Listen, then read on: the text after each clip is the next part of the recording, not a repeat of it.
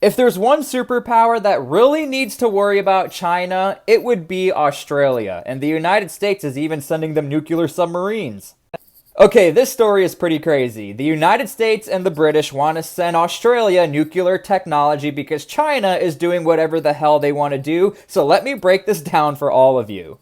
So, why does China hate Australia? Well, essentially during the whole 2020 COVID fiasco, Australia and the majority of its citizens pointed the finger to China and said, "You guys started this whole thing." Now, China took this so serious, they literally told Australia, "You know what? You guys rely on us for a lot of stuff. Computers, technology, a lot. Have fun with none of it." Like, it got that serious. China was not messing around. They were almost 100% going to shut the door in Australia and say, "Bye, Felicia."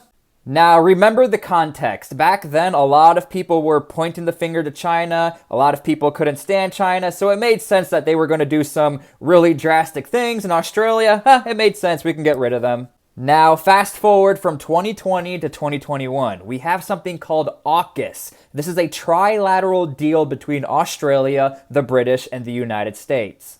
Now, when you break down this pact, what it really is that Australia will be given nuclear submarine technology in order to stop China from trying to progress into the entire region. So, who do you think is pissed off? Obviously China. Considering only a year ago China was threatening Australia, now all of a sudden they may have access to nuclear submarines. Okay, to make things even more complex, we are now in 2023. China is just creating their own islands in the South China Sea, and this is becoming very problematic.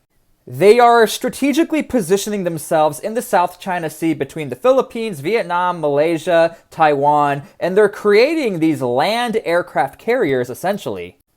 And I promise we'll get to Australia, but you really need to understand the importance that China is creating these war islands. They're being militarized, and things are happening in the Pacific. Now, there's a lot of theories as to why China is trying to cut off other nations with these islands. Some people speculate they will go into Vietnam because they know they have zero chance with China. Thus, that'll block the Philippines or Taiwan from trying to intervene. There's many different reasons, but again, just understand there's a lot of action going on in the Pacific, and Australia needs to watch out. Now, in terms of military capabilities, when you look at the numbers, China outdoes Australia by a lot. We're talking more ships, more jets, nuclear capabilities. Australia is not on that level.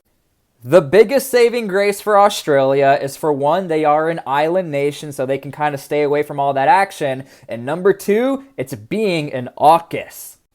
And by the way, do not take this as me hating on the Australian military or the capabilities. There's a reason why they signed up with AUKUS, and there's a reason why a majority of Australian citizens see China as a threat. And when China was already threatening to pull the economic cord from Australia, they need to take anything China is doing very serious. Thus, we have nuclear submarines for Australia. But it's going to take a while, as in nothing is really going to happen until the year 2030 and so on. So it takes a long time to build a nuclear submarine. In fact, there is public data out there by General Dynamics that says, hey, we have 17 submarines ready to go by the year 2032. So, what is Australia going to do? Thus we have AUKUS. A part of AUKUS means Australia will be supported by the United States and the British, which means nuclear submarines will have deployments in the Pacific region to also train Australians. Oh, and I forgot to mention this. I didn't want to confuse anyone. Australia is buying 3 submarines. We're not just going to give them submarines. They are going to buy them. Everyone calm down. But like Ukraine learned, we can't just give you all the best technology in the world. You have to learn how to use it. And using a nuclear submarine on all levels is extremely difficult. So there's obviously a lot of issues that are going on here. Issue number 1, a lot of things are contingent on what China is going to do or not do. First off, they know they have quite a long time frame for these nuclear submarines to actually arrive to Australia. Issue number two, China does not really even need to perform military action on Australia, considering economically they would absolutely cripple the Australians, and that's no joke. That's like for real could happen. The other really concerning part is that no one fully knows what China is up to. Many people say, well, China has said, hey, we're going to go into Taiwan and take back what's ours. But other than that, why the other islands that are popping up? Also consider this, China is becoming less and less dependent on partners like Australia, the United States, and the UK. They had recently just gone into the Middle East, they're creating peace deals, they're already friends with Russia, but going down into Australia would be quite the statement into how powerful China is turning into. And for those of you who are thinking, well, this is turning into a conspiracy, this is getting crazy, understand this.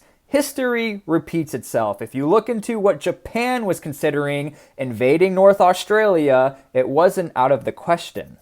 And Australia took their weapons away from their own people. Now, if there's a country that understands controlling their own people and what it means to have weapons, that would be China from a communist system. And a lot of people always say, well, United States versus China. No. I think Australia versus China is a way more realistic situation.